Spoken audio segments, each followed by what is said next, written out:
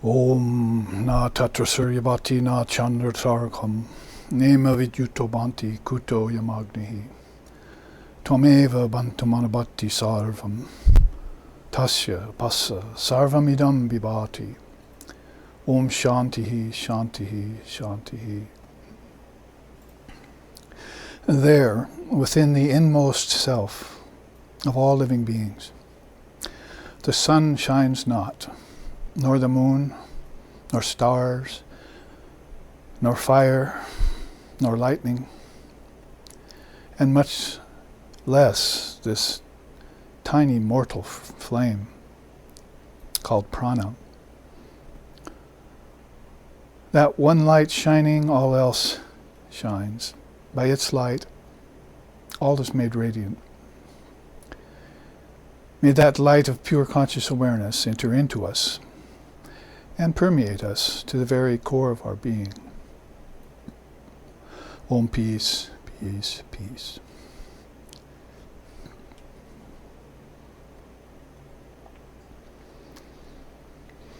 Om Sahana, Om Sahana Vavatu, Sahana Bhunaktu, Sahaviryam Karavavahai, Tejasvi Navaditamastu Ma Bidvishovahai. Om Shantihi Shantihi Shantihi. May Brahman, divine reality, protect us.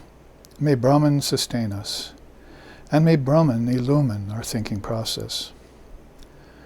May we not find fault with each other, with the world, or with the teachings. And may what we study be a source of inspiration to us eternally. Om peace, peace, peace. May peace be unto us, and may peace be unto all.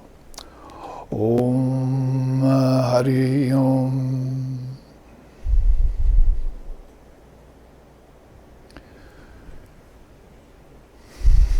It is a great boon and blessing to be here again on Sunday at the Kedarnath Ashram in Hawaii on the Big Island, surrounded by 2,500 miles of ocean on all sides, as we are here on the Big Island, we call it,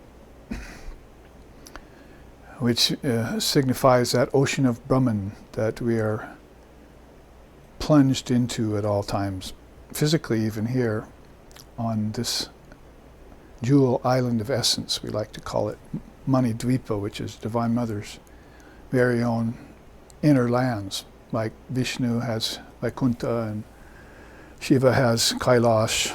Divine Mother has Mani Dvipa, those inner lands, radiant lands. Hawaii is a very good reflection of those outwardly, and how we have everything so pure here as compared to many places in the world today, and very peaceful as compared to the warlike or war-torn condition of other countries.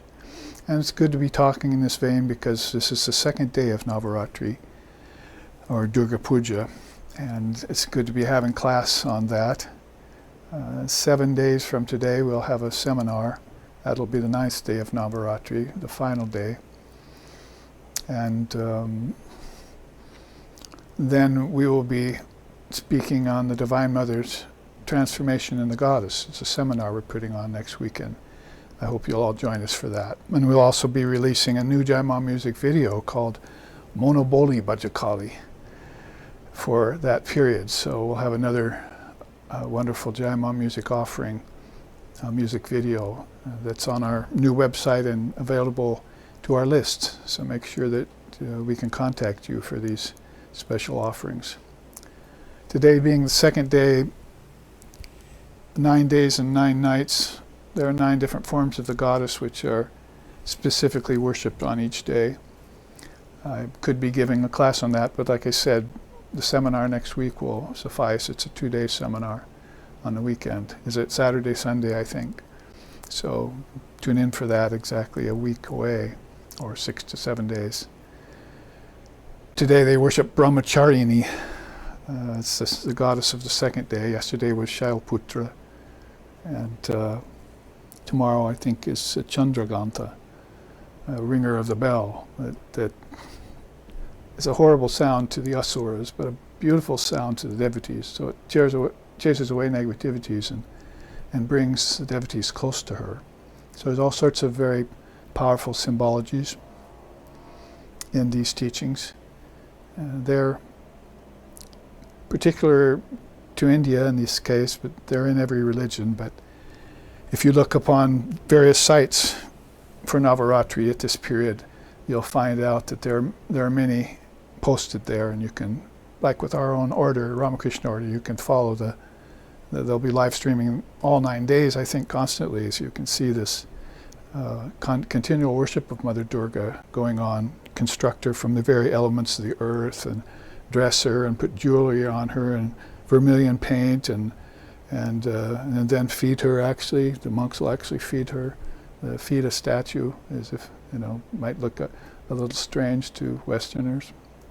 But it's all very symbolic, like these great teachings. That she has 10 arms and many weapons in them. And if you want to look into our offering at SRV, that book's called 10 Articles of Sri Durga, you can see what they all mean. And I've even constructed a meditation on each of the 10 articles, not just the 10 goddesses. So you can day by day be following that with this book if you have it in hand, and do a meditation, reading the meditation as you engage in it. So all of these activities are possible. We saw one website today, unfortunately, that was a kind of borrowing of our Navaratri to be used for worshiping Jesus. So there's some very skewed-minded people out there who thinks only their watch keeps the only right time, as Sri Ramakrishna said, which is how he would say about people who think that only their religion is right and all others are wrong. So you list the 9 Durgas there and say that this should all be given up and you should be worshiping Jesus instead. So, but it's very interesting that in India, and I've been there, that when you go there on Christmas, they're putting up a shrine to Jesus. They're spending all day worshiping him, offering flowers, singing songs, even Christmas carols I've heard sung with a Hindu accent, which is very interesting, and being a part of that. When I was there, I even had long hair and a beard, and they wanted to put me on the altar of their temple because evidently they thought I looked like Jesus, but I wasn't quite ready for that back in my 20s, nor do I know if I'm ready for it now. But anyway, my point is that they worship Jesus very dearly and closely as one of their avatars. But the favor is not returned. When any Hindu holy day or 9 holy days come along, like Durga Puja or Navaratri, then they're pretty busy, making it all, bending it all towards Jesus worship alone. So it's very one-sided, it's intolerant, it's rather evil-minded, and that's what narrow minds do. But in Vedanta, not only do you give up that tendency of my own watch keeps the right time, but Sri Ramakrishna added to that by saying, if you want to know the correct time, then you must check by the sundial. A sundial will give you the reading of time perfectly, straight from the source, which is the sun. So he had different analogies to speak about narrowness and their transcending narrowness and tuning in to the non-dual truth. And I have a chart on that very thing coming up sometime in the middle of this first half, or maybe at the beginning of the second half, based on the universality of India, which gets mentioned, by the way, in this Upanishad that we're worshiping. It might as well be because, as they say, the sun shines on saint and sinner alike, and that's a Christian saying. So we should probably look at that as this non-dual presence that shines everywhere. And that's the sun god who's right now shining his wisdom on Samkriti. Samkriti is the rishi who went inside. He repaired inside, as the Upanishad says in the English translation, and meditated samyama-like, alambana-like, on the sun god. Not just the sun itself, he was beyond that.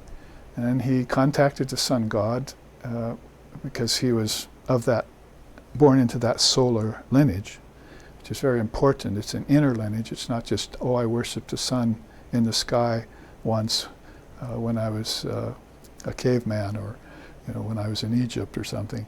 But it's basically the whole lineage goes back to the sun God himself, out of which billions of suns shine in the nocturnal sky at night when we see all the stars. And so he's going to the very source of that power. So he's going to have to involve away from the outer planetary realms. I had a question from a professor yesterday about that, is you talk about the three worlds. So if we look up in the sky somewhere in those mini galaxies, there are elementals and angels and so forth, and because he's talking about the three worlds, and I wrote back, he said, oh no, that's not the way it's viewed. The three worlds mean physical, and then mental, and then transcendental, or celestial. And so all the elementals, the nature spirits, and all the ancestors, along with the celestials, we'd call them angels here, are actually in another realm. They're not in the physical realm. So everything that's here in the physical realm is Burloka, and it has that material vibration, it's gross, and except for maybe the ether, everything is pretty obvious to take account of. But looking up to the sky, you're only just seeing the five elements in, like you're seeing here, maybe with a little bit more scarcity of water and air up there so far.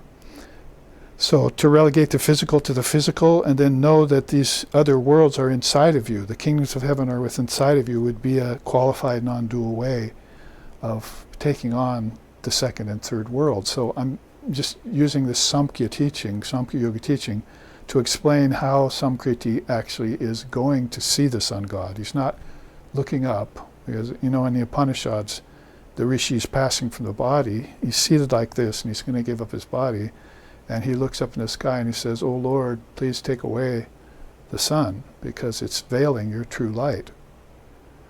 So the true light is not the sun's light that people worship here, not that which people worship here. The Katha Upanishad says like 10 times in a row at the end of a set of some dozen slokas there. So not that which people worship here. So you're going to have to use that as a clue to what, as an evolute of something that came from inside of you, not back in time and not up in space, is one of my new God blogs on our new website. Don't look back or up, look in. And so that's the orientation of the rishi, the Indian, the Hindu, the Tantricist, the Vedicist, since time immemorial. That's always what they know, which many other religions either don't know or don't take stock of and teach about. In the Dharma, it's all about that inward movement. It's just one great movement that you make away from the external. I'll show you about that soon in this new chart. I created a brand new chart yesterday and printed it out quickly. It might have a few small little errors in it still. We'll have to see about that. But I brought it so that we can show you this universal teaching based on what's inward. I think I called that in the recent God blog, the migratory mind and the stationary self. So it's the mind that's always moving, but it's not moving either, actually. It's dreaming.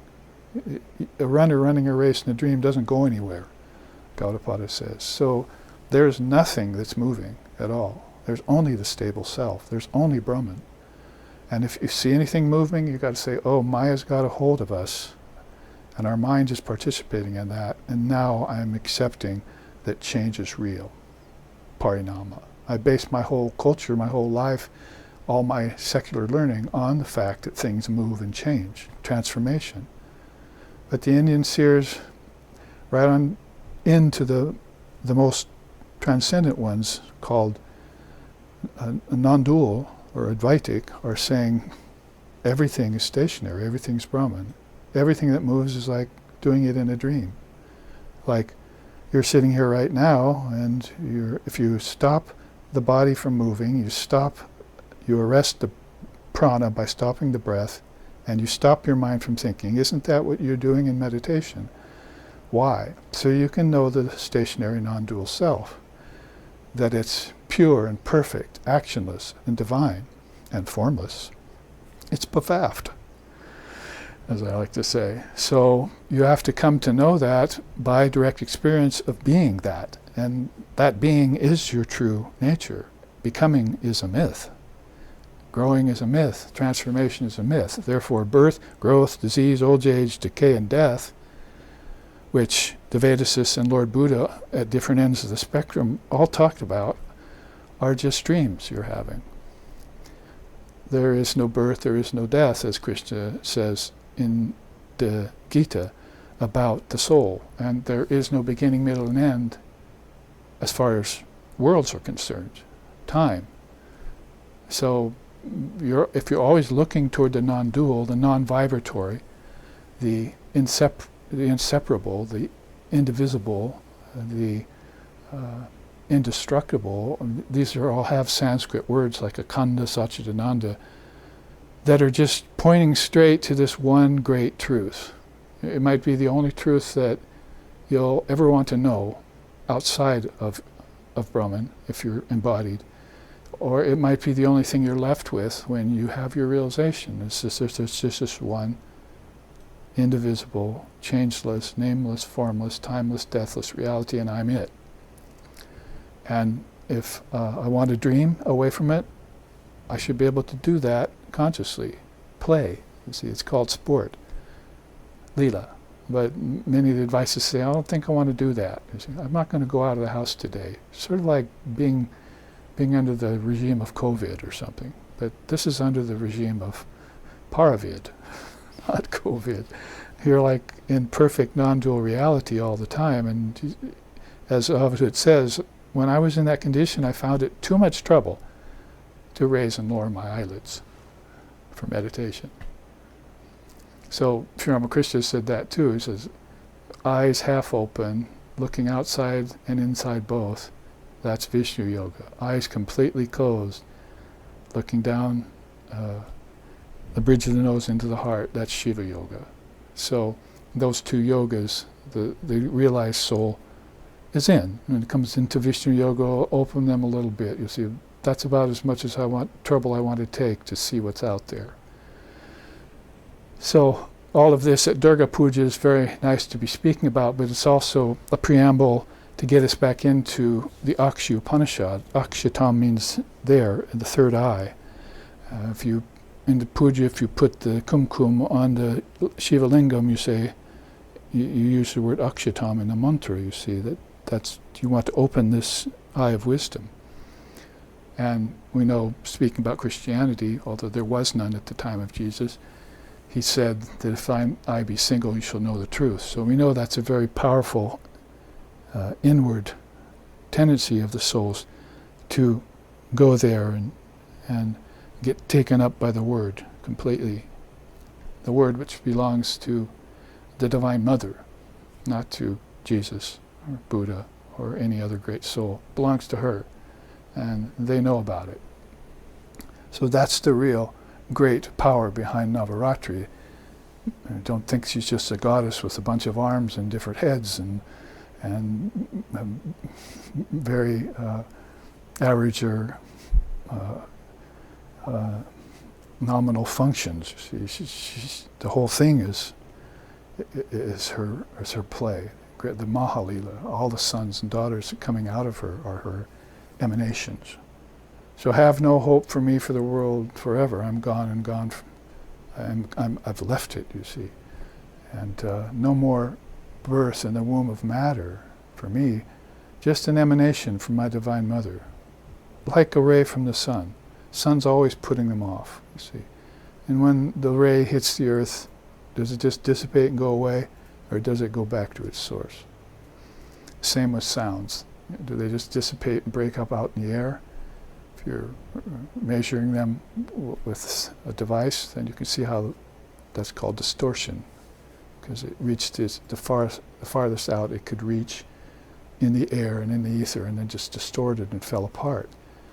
But you're forgetting about the source of the sound, the Om, the word, how everything comes out of that. All thoughts come out of that. All words come out of that. And all objects then come as a matter of course from those. Thought first, and then that's a vibration, and then finally the words themselves, and finally the objects they signify. Study the 4 levels of the word, 4 phases of the word in India as an ancient teaching. So all of this is known by Samkriti as he's put this all together. Now it's time to take this great inner journey. I'm going to have to take 3 great steps, gross, subtle, causal, or from the 3 worlds. I'm going to have to transcend them because I want to find Surya Narayan, the sun god, the traveler of the skies, the giver of the flood of days, the carrier of the chariot of consciousness, all the things that he has been propitiated for in the first slokas I read you last Sunday. So as we pick this up, and we have from last January when we were in Portland teaching it, it's been a long time we haven't been able to leave our island home to come to the West Coast because of the pandemic. But here we are picking it up again as well. And you remember we finished up by reading and looking at our main chart, pretty much a consummation of these 3 stages of yoga. And remember I put up quickly the 8 limbs of yoga. That's yoga per se, and then Vedanta then come to find out it has 7 stages of yoga that aren't anywhere near as available to people or taught about as the 8 limbs of yoga. Patanjali it's called, or Ashtanga. So we heard about that the first stage is about crossing transmigratory existence. And we'll move on with that in a minute, but they say the sun god is telling Samkriti it's sweet on account of satisfaction, the joy that attends it. It's like dropping it all. Maybe someday you have that thought, it'll just all go away, I won't have to worry about it anymore. And I'll just breathe easy, and it'll be too much trouble to open and close my eyes, or even to take a breath, in breath, out breath. Just relax into the source of it, and maybe spend 49 days of that, or 12 days in the wilderness doing it, to really saturate myself, as Sri Ramakrishna said, like a towel dipped in a lake over and over again. So it's just saturated with liquid, totally pliable and soaked through and through with peace and bliss. So that's why it's sweet, this first. They've given up the transmigratory process. The migratory mind, the stationary self. Right? You've taken refuge in the stationary self. The transmigratory life then begins less and less alluring and less attracting and not so interesting. And actually maybe you're beginning to become world weary of that process, of all processes. And you want to see something that's just stationary, pure and perfect, unchanging, as the great beings have seen when they've seen their illumined gurus, and then through them have also seen, have insights into Brahman consciousness, Brahma Samadhi, as Sri Ramakrishna was in quite often. The sadhaka has just stepped into the sequence of states. So you see, it might be Swami Brahmananda saying, oh, here's where spiritual life actually begins. You thought spiritual life began way before you got over transmigratory existence. When you were still being reborn in ignorance and doing spiritual practices, you thought, oh, now my spiritual life is underway.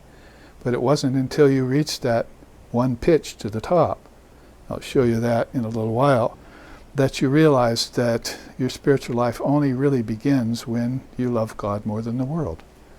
So you can make a point for 90% I love the world and 10% I love God, like in fundamentalist or conventional religions I was just mentioning early. Those movements, they don't really love God at all, or they would be like the Indian seers, totally renounced. But that's not happening yet. So in the meantime then, enlightenment dawns on the mind by stages, Ramchandra says. So as enlightenment dawns on the mind by stages through self-purificatory practices, then he gets a 50% love God, 50% still attached to the world kind of level. And then the balance maybe gets weighed heavily on the other side, because when you start to take one step towards the Lord and the Mother, they'll take 1,000 towards you. So all of a sudden you've passed the just putting out to sea in your sailboat stage where a storm hits you and you're bailing frantically and almost drowning. All of a sudden the stars come out and you put this, you trim the sail and put the rudder on automatic pilot, take your pipe, stuff it with tobacco, and just watch the stars all night as you sail across a peaceful ocean. That's how Sri Ramakrishna described early stages of practice and later stages of practice, or later stages of mastery of practices. So I'm just making a point for how high, again, I think I said it last week, how high Vedanta cuts on the spectrum of attainment or expectation for its novitiates, for its aspirants. That there has to be an adeptship, that a nobility. That was mentioned back here, right? Everyone else is just noble, but these souls are exceptional who pass this first stage.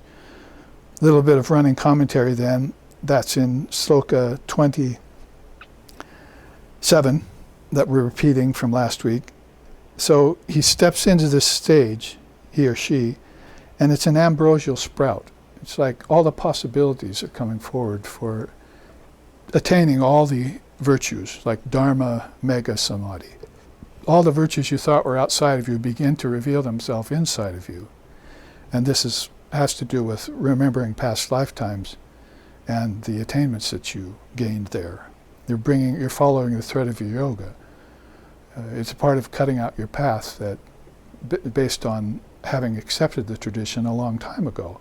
Like Samkriti, he couldn't have got to the sun god himself to have this inner conversation with him if he hadn't have practiced a long time, preparing himself, qualifying himself with the traditional ways and means, so that he knows about Samkhya, he knows about yoga, he knows about Vedanta, and he probably knows about Tantra and Jainism and other great movements in India too that practice nonviolence and peacefulness and transcendence, and know that formlessness is something to be attained. Most of the world not interested in that at all. It doesn't come up in terms of religion. But what is the Almighty Father if it isn't a nameless, formless essence? Is he a fellow sitting on a cloud somewhere, saying abracadabra, shooting bolts of lightning from his fingertips into some Frankensoul down there on Earth, animating bodies? Does he breathe life into the soul, or is the soul is that very same God? It breathes it into itself, just like you do when you wake up in the morning. You go get up and start now. You do an in-breath and you're into it again. And even you say, I think I'll stop breathing now, go into deep sleep, and cycle's over. And it's all at your command, or should be at your command. That's the powers of yoga. So it's an ambrosial sprout where everything can come forward. Then Sloka 28, the first stage is internal. Finally, it really gets to an inner life, is what they mean. And it's cleansed already. It's the birthplace of the other stages. So really, this is the end of all processes. That is, taking all processes to be real. It's really the return to the inner source. We call it involution, but that doesn't quite do it justice. And then he says, from there one attains the other two states. So you can remember it said achieves, studies with gurus, acharyas, great teachers, uncovers the scriptures. Because maybe before, I've read the Gita once, or do you know about the Upanishads? No. Well, here, try the Kato, or get a start on it. And so you read it once and sort of, that was nice, and forget it. But when you start to study those same scriptures with a teacher, that's after you've gotten away from the distractions of the world. They're fast disappearing on the horizon. They're in the They're on the other horizon. It's the western horizon. The eastern horizon has given birth to them. So you're moving away from the world and into the spirit. The further one goes towards Brahman, the further away one goes from the world, Sri Ramakrishna has said. The further you go towards the east, the further away you get from the west. And thank God for that spiritually for some of us early in our time when we didn't like the versions of Western religion that were being foisted at us, and we looked to India for new thoughts and found them. Thanks to Vivekananda, who came here and opened us up to them, opened a big nadi, a big passageway for us to go there. So a lot of that's responsible for get thee behind me. I think this is how it's said in Christianity. If we stay on with that topic a little bit, get thee behind me. Was it a devil with horns and a pitchfork and a tail that he was saying that about? Did he believe in such superstitions? It was all these things demonic that were a part of your mind that were distracting your attention away from your true nature, from be thee perfect nature. And so you get them behind you. You don't entertain them anymore. We'll look at the curtain of nescience today and see how brooding is the worst waste of time for the soul, especially the one that's beginning to entertain the possibility, not even the probability or the truism, but the possibility that maybe the world isn't real. It's not really my oyster. See, maybe I don't like oysters that much. I finally tasted one. See? So there's something more to it.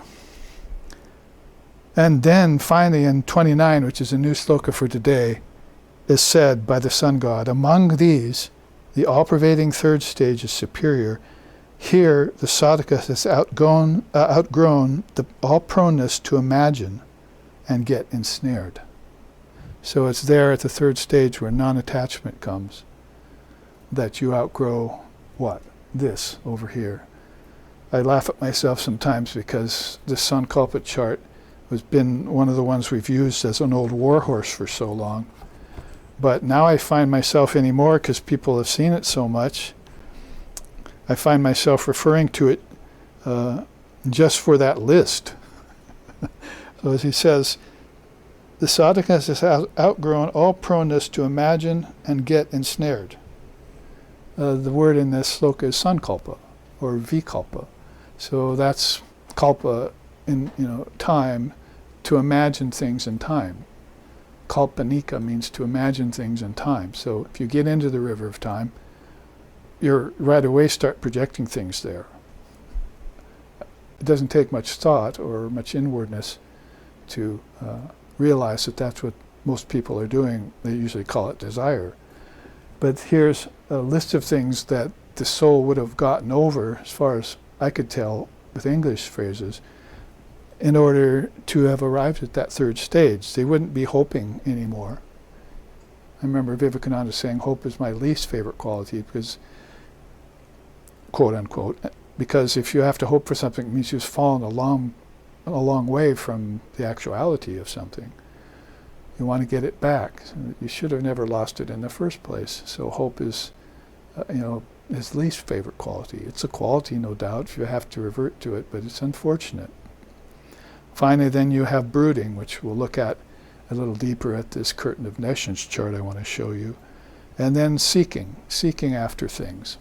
Seeking after the goal of spiritual life, that may be a different kind of seeking. And actually, any of these words could be taken at a higher or lower perspective. But if you're looking at it from the perspective of this third stage and complete non-attachment, then these are the things that the soul's giving up. He probably gave them up when he decided he didn't want to be pulled into the transmigratory process anymore. It's called rebirth. It's called samsara, or cycles of time, kala chakra, Buddha called it. So there are words for it in the traditions and the different darshanas of India. So seeking after something, especially nominal things, the glass baubles of this world instead of the gold of your own true existence, as Ram Prasad sings in his song. And coveting things, of course, that's Ashteya, means not to covet. It's one of the early teachings in the yamas of yoga. Enjoying stuff simply for the sake of enjoyment gets very boring and old, and I guess boring would be the right word after a while.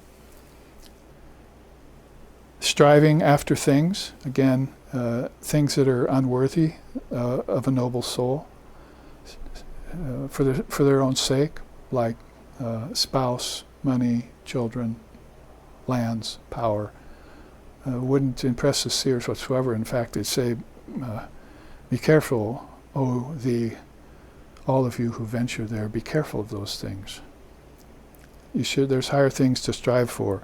Accumulation, of course, we have even in this day and age the example of Swami Vivekananda owning nothing, and the teachings of Sri Ramakrishna, who didn't want to store up anything for the future, not even a coin. It was almost too much to keep a cloth on his body. He didn't want anything.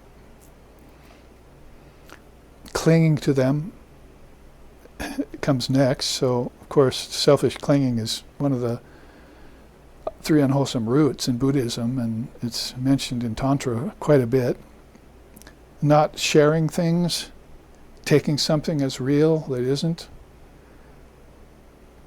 Conception or conceiving of things, that's a part of sankalpa. I think I'll conceive of this, get into it, play with it, get stuck in it, cling to it. So the whole thing really starts with the mind's conceptions. But of course, conceptions can be higher too.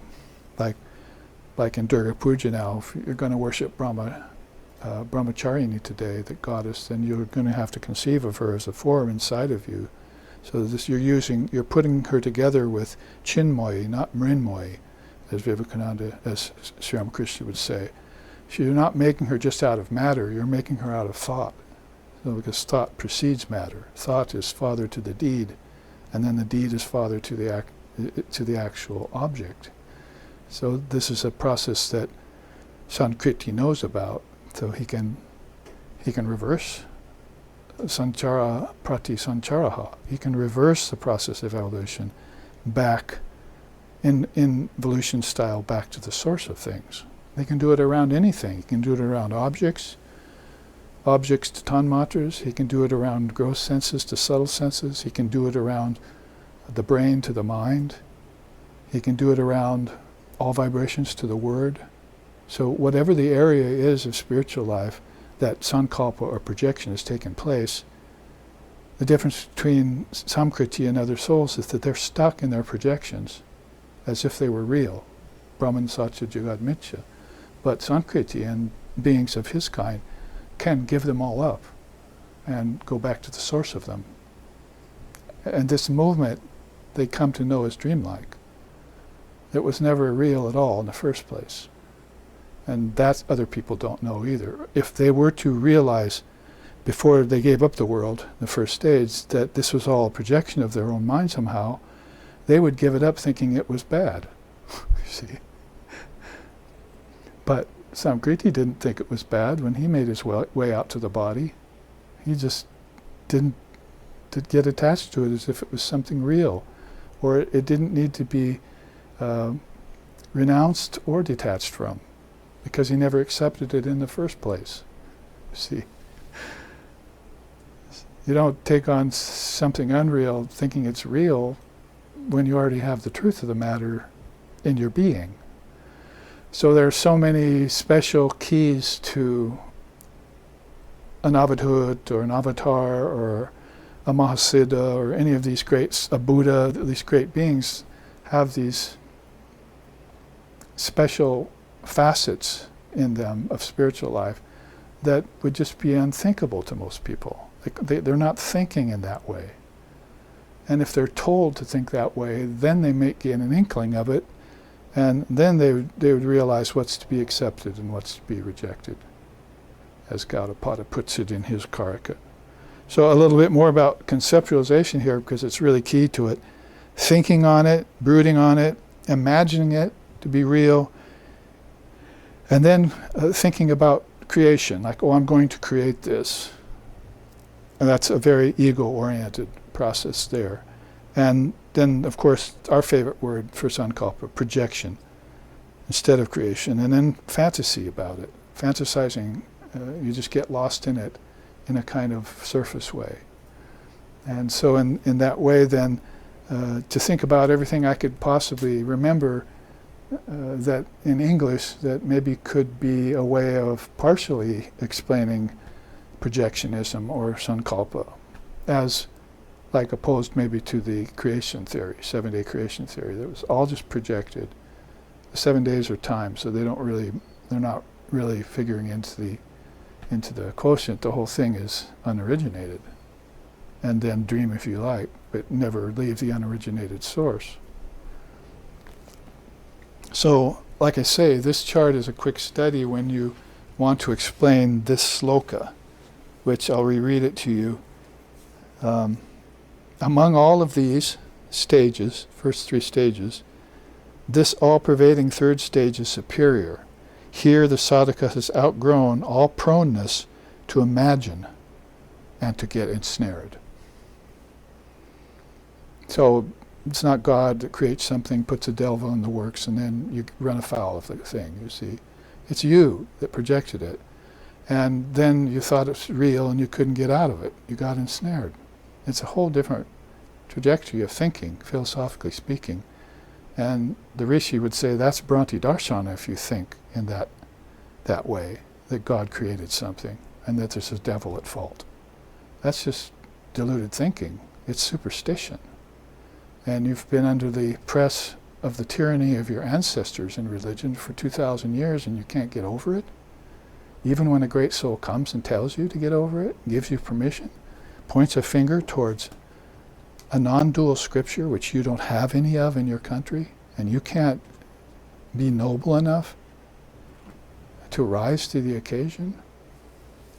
No, instead you're going to reject everything that's told you, and in your pride and your arrogance, try and make your watch keep the only right time, when it was never running right in the first place. Take it to a Swiss watchmaker, or get a sundial. Find some way to refine your thinking process if you want to be free. Because in India, that's the main watchword. Not just getting free, but you are free.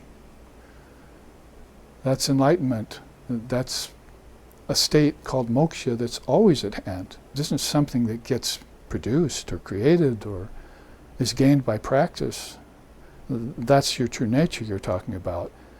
Now, how are you thinking about it? In which ways are you brooding on it, accumulating it, clinging to it, taking it as real when it isn't, thinking about it, imagining it, fantasizing it? Give all those up and these 3 stages are yours.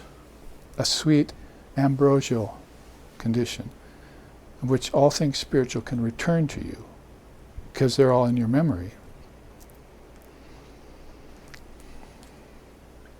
That was our new sloka, sloka 29. And then I think, reading 30, those who reached the 4th stage, after the dwindling of nescience, through the exercises of the 3 stages, look on all things with the same eye. So there are 2 things I want to look at there. First is dwindling of nescience. Second is same eye. Those are keys to me in the sloka as to what to focus on with the current Western psyche and its thinking process. So let's look at nescience first, because I told you last week we would get to that and we didn't make it. So here you see this very rare teaching that has been mentioned here, referred to in a sort of way, not even really mentioned, but nescience is a nice word. Conscience and consciousness and nescience. You look for words like this to either affirm or negate. But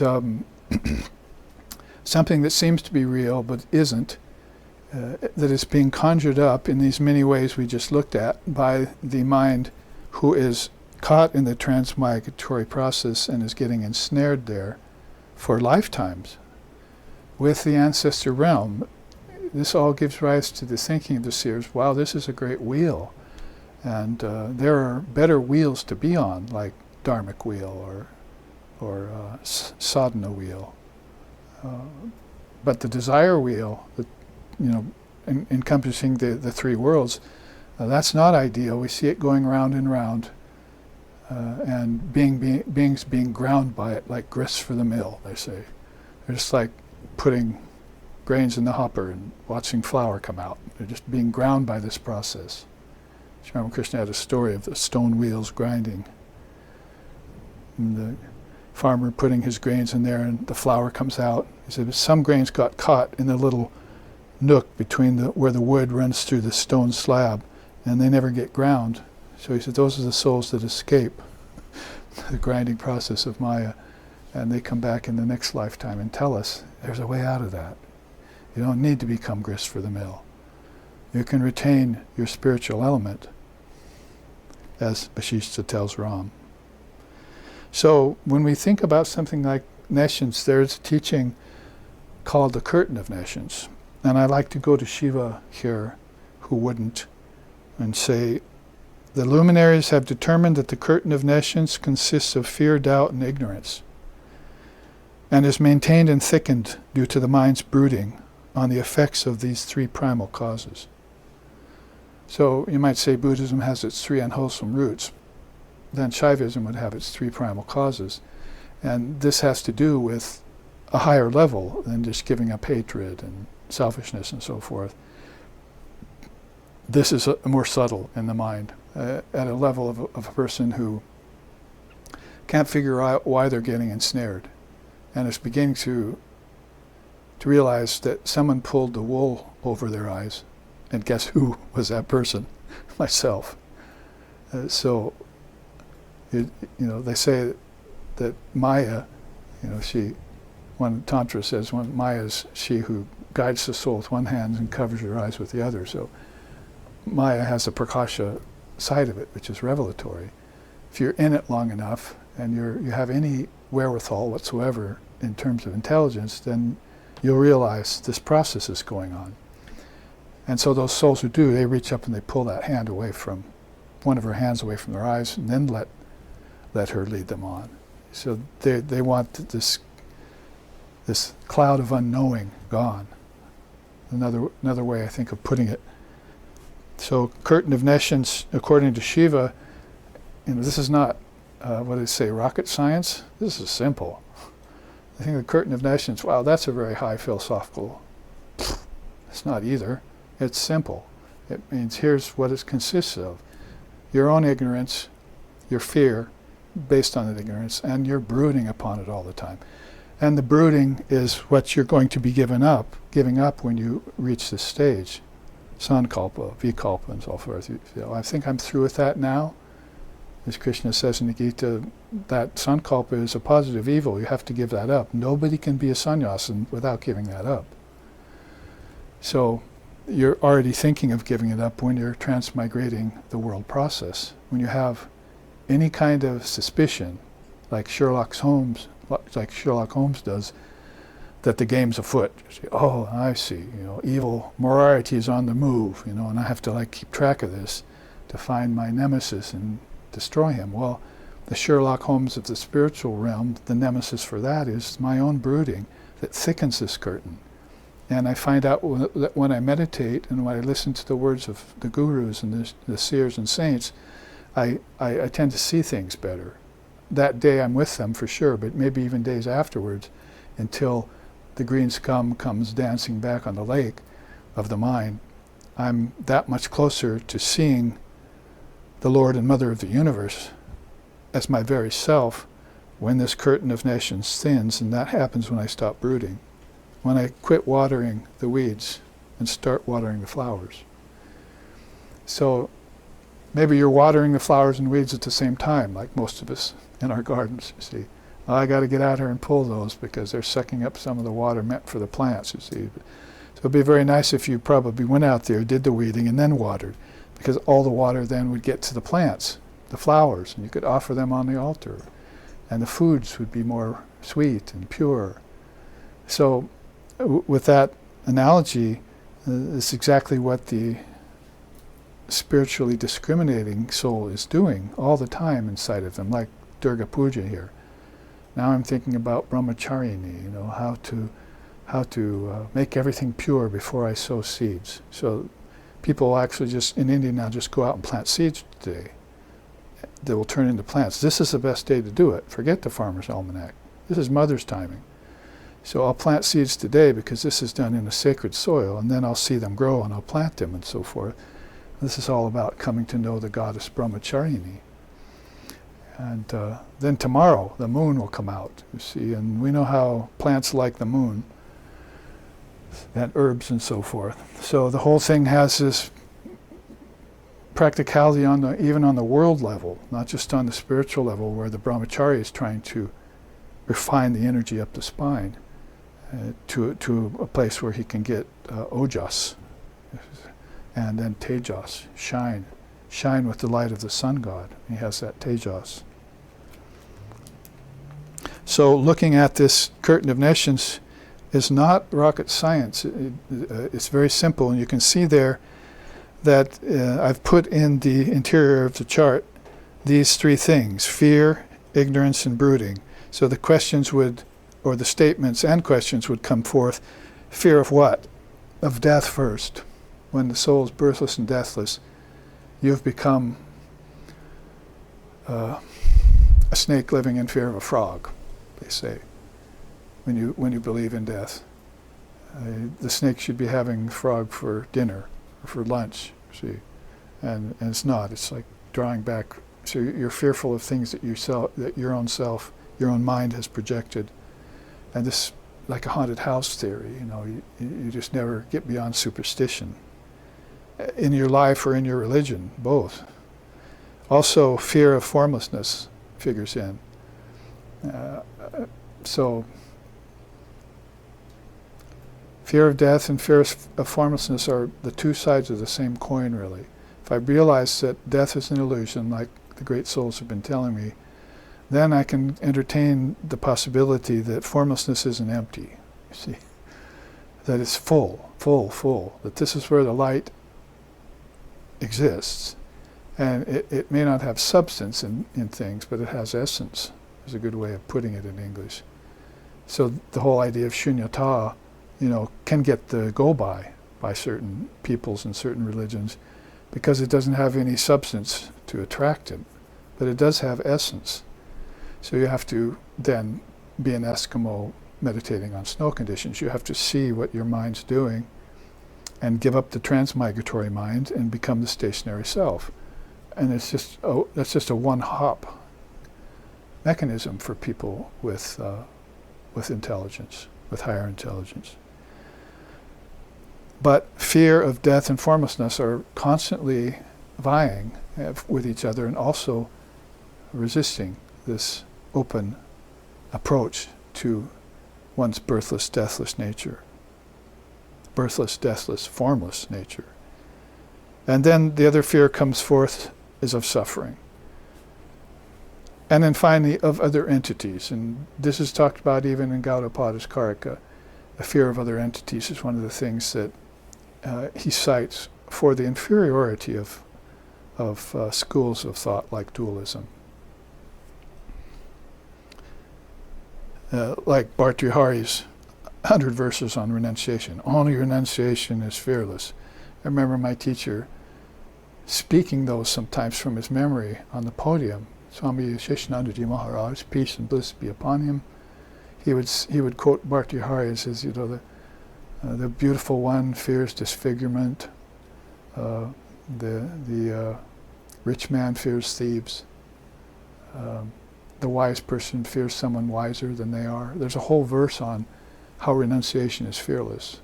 And if you don't have that renunciation, which again we'll look at this new chart I want to show you today, if you don't have that, then all of these fears come dancing forth in the form of other entities. And you can't live in harmony amongst your fellows. Religions can't get along with each other. Even tolerance is gone. And this is all unreal fluff. Back in the curtain of nescience isn't something that anyone's ever put their finger on. It really begins somewhere when dreaming stops and deep sleep begins, it's where the seers have encountered it. Wow, look at that fog. You see? No wonder they can't get beyond deep sleep into Turiya. They're lost in a big fog bank, cloud bank, you see. Well, what's that consist of?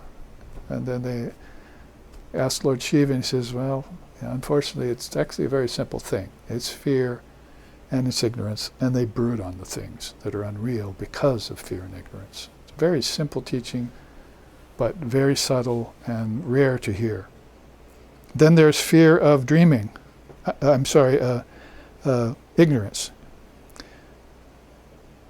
This is all put in the context of waking, dreaming, and deep sleep, as you can see. Waking is here, degrat is the word, and then dreaming comes, and then deep sleep is also a possibility for those that know of the presence of the word or come to know of that unstruck sound vibrating inside, giving rise to everything.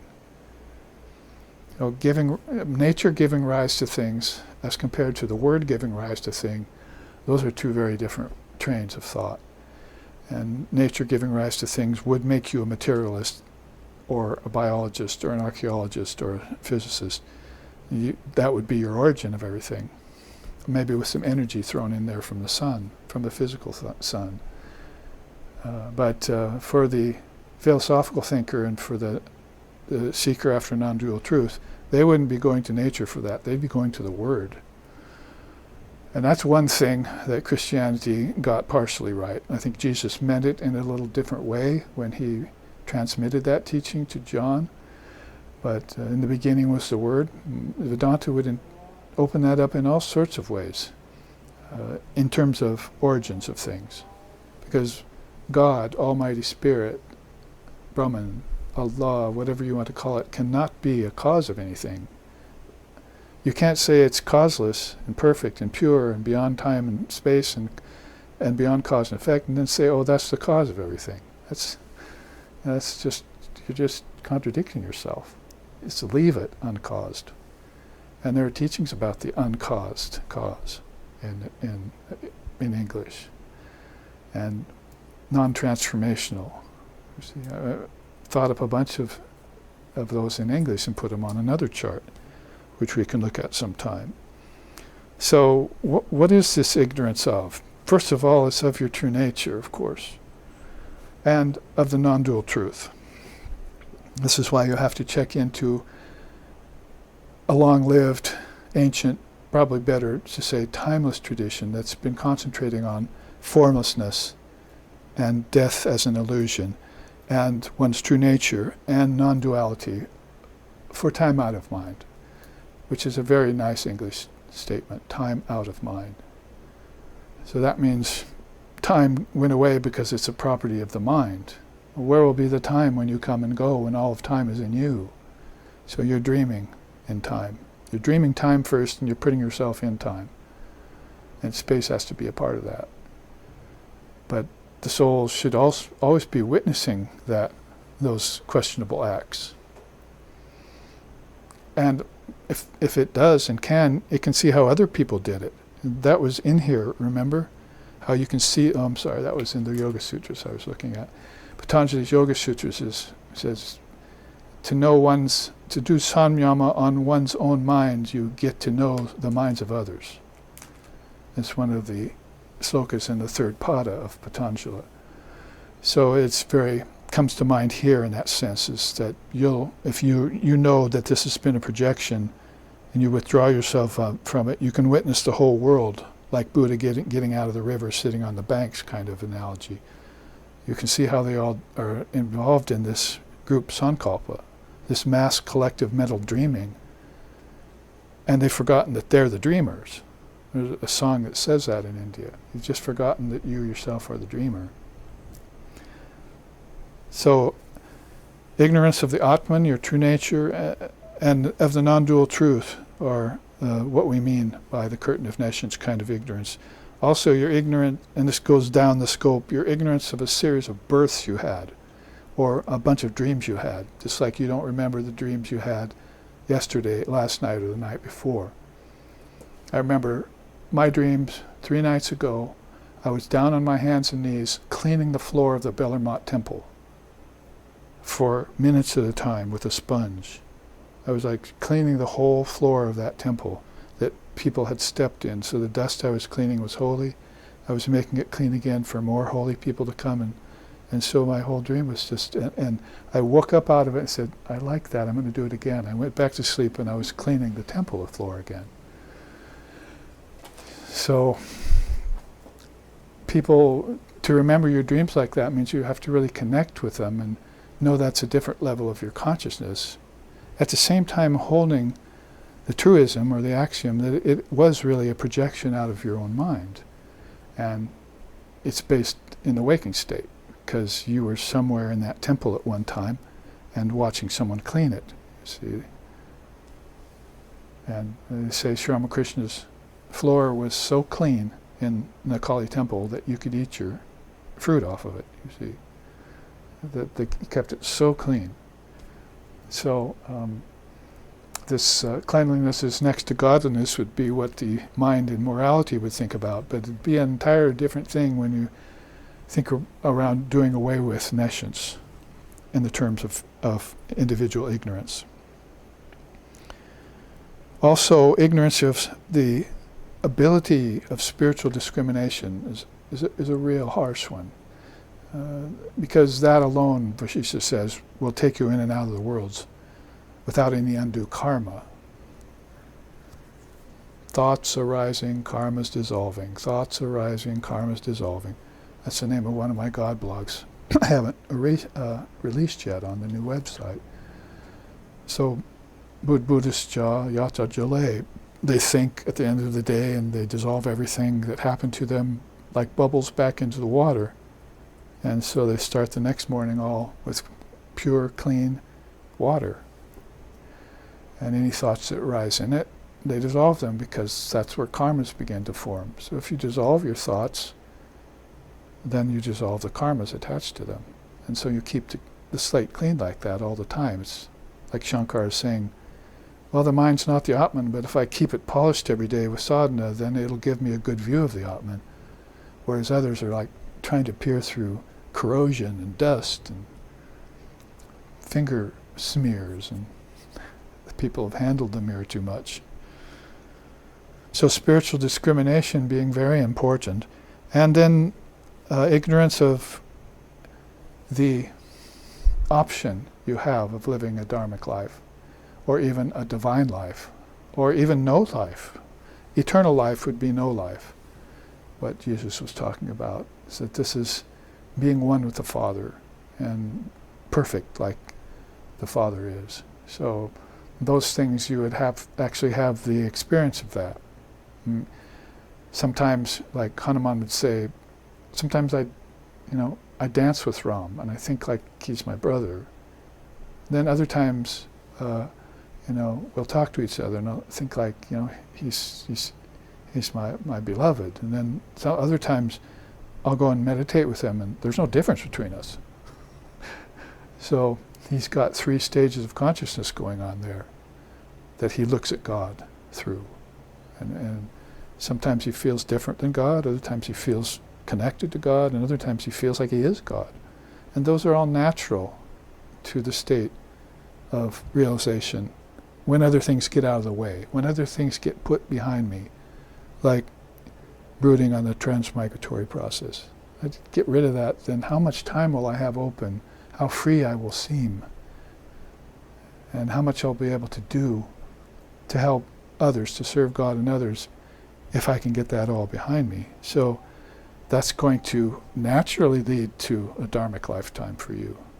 And so if you're looking at a series of births, it's kind of in order there, and then spiritual discrimination is upon you, and then you start becoming aware that I'm living in an entirely different way than I lived before, in other births, in other bodies, in other worlds. And I'm feeling more masterful about it. And why not? There's only one self, and the self is the master of the lower self, so I should become the higher self. There's nobody that can tell me that I can't, or I should never suppose that I was ever separate from God. That was a mistake to think that way. And anyone who enforced that mistake in me was not my friend, was a fair weather friend, with fair faces and false hearts. Like people in one religion trying to convince another that their rituals and their goddesses and gods aren't the true ones, mine is. That's a false friend. They don't have the highest good out for you. There's a reason why they were born in their religion and you were born in yours. And you can't understand that and accept it, then shame on you. That's called proselytization, and India's never been fond of it. They've just rather offered everything, you see. Even 32 varieties of mangoes they offered to us.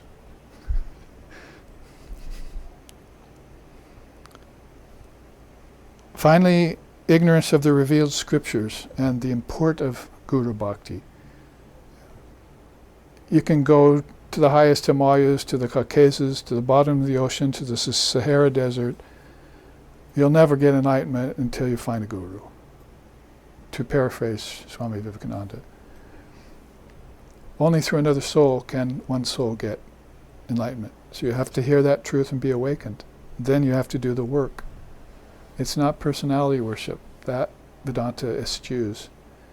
But finding your teacher and your path so you can live a dharmic life so that you have the foundation upon which to proceed towards perfection, then your fish is fried.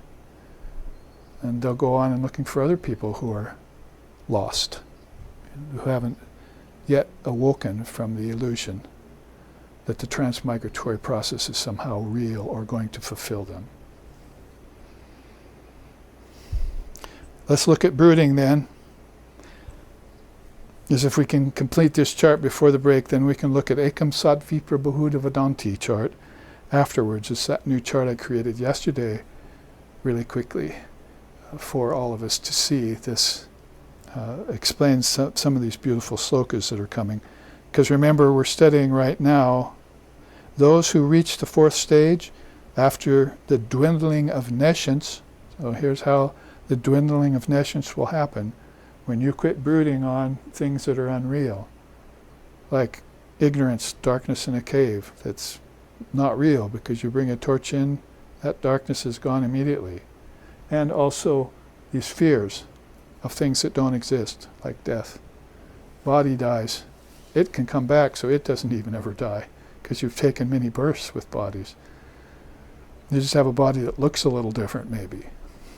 And maybe not. Maybe you're looking a lot like your father when you're born to him. And you looked a lot like him before with your grandfather. But if you look then upon this doubt, see, and the brooding that happens around doubt, you see, it's a doubt about what? Divine reality, like we were speaking on the way over today, about about the Sarvosmi Mahavakya, that all existence is. So that's a great saying in India that's probably slimmed down to the least amount of syllables and words, one word, that you can explain that with. Sarvosmi, everything is. Everything exists. I am existence. Aham Brahmasmi. So that will get rid of doubt quick if you have that transmitted to you by an illumined soul who knows it. If you have it just said to you by a friend or something, then like a mantra given to you by somebody on the beach or a hitchhiker you picked up, oh, I'm going to give you a mantra. It's not going to have any authority. Remember, the aspirin worked on your neighbor when he got it from the doctor, but when he got it from you, it didn't work. Because you had no authority to say, this will work, you'll get rid of your headache. But he said, went to the doctor, got the aspirin, came home, took it. Ah, it worked. The doctor knows what he's talking about. He looks on the medicine, it's the same aspirin that the doctor gave you was the same one your friend gave you. But since the doctor was behind it with his authority, it worked for you. You believed it. So it's a combination of faith healing along with some other very important things. Faith and authority. So you have to have them both. That's a part of cutting out your own path, by the way. Doubt about the formlessness of nature is very much close to the same up here with fear. You can fear it and reject it completely, but sometime you'll come up to accept it because you see other people following the truth and getting free, and then you'll just have a little doubt left. That has to go. The doubt about the purpose of life, I think that was probably put completely to rest in me when I was in late teens, early 20s, when I read the Gospel of Sri Ramakrishna, and he said, he who was born in a human body I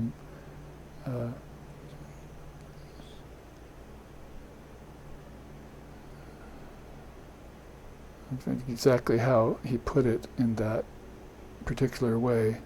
That one who is born in a human body is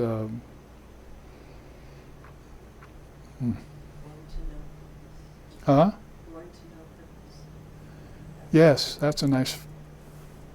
In fact, he is born to know purpose who, having been given a human body, is unable to realize God in this lifetime. Something like that. So born to no purpose, even when you're given a human body, see, you're unable to realize God in this lifetime. So that's very indicative of this particular statement here. Your doubt about the purpose of life, when that gets cleared up for you, then you're operating on all 8 cylinders, or 12 cylinders if you drive a Jaguar. And everything is moving forward without a hitch. Doubt about the presence of Maya is also something that you should be done with. Oma sat vidyate bhavo nabhava vidyate sattaha is how Krishna puts that in the Gita. So the seers have known the truth about both the unreal and the real. So they haven't just known the truth about the real and then bailed, you see. Leave the sinking ship and all the rats in it, you see. They've known the truth about both. They also know the truth about Maya, the presence of Maya, and they know how to get you over it. Like Vashishta was able to get Ram over it in that great scripture, Yoga Vashishta, when he went on pilgrimage and saw suffering and began to think that it was actually real. And he had to be clued into the unreality of suffering and ignorance, get beyond it.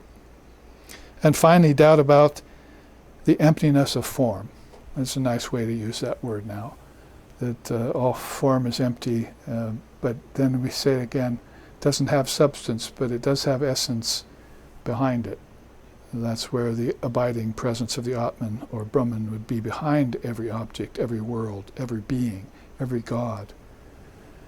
And therefore lending them reality, just like the sun god is lending light to all 7 worlds. Some Kriti is bathing in it right now.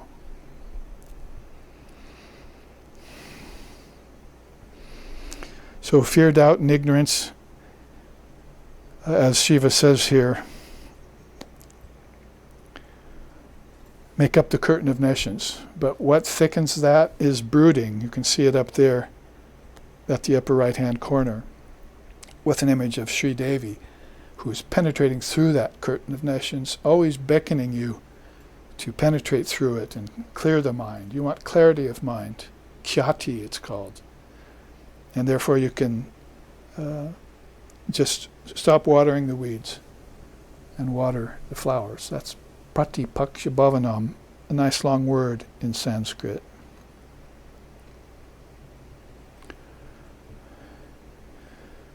The quote at the top by Lord Vashishta, whom we just mentioned, says, when thinking or mentation with all its facets and emanations is engaged in devoid of full awareness, stripped of the knowledge of the self within, then the universe in space and time rises out of nescience, or rude ignorance. But if the true nature of all things is known prior to embodiment in the three worlds, the entire affair becomes nothing other than Brahman. So you can see the difference between the soul that's unawares and the soul that's fully aware, that even the three worlds become nothing but Brahman to the latter. But to the former, they're still labeling under this curtain of nescience and thickening it as they brood on it each day. It's a conundrum in the human mind, in this, what we've just called mass collective mental dreaming, or mass collective mental brooding.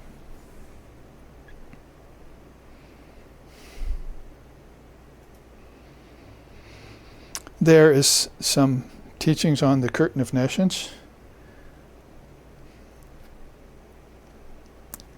And we are almost upon our break time here, so I think it's probably better to break a few minutes early rather than to start into another chart. So afterwards we'll look at the rest of this sloka. This is actually how to take apart a sloka in depth and look at all its facets, even in English. Of course, this English is a fairly good translation of the original Sanskrit, but as we've been saying, a lot of the Upanishads have not been translated into English very often, just maybe a few times, but the major Upanishads have been translated quite a bit because of Shankara's emphasis on them around 700 AD, but the rest did not receive that kind of sun god-like shining upon them.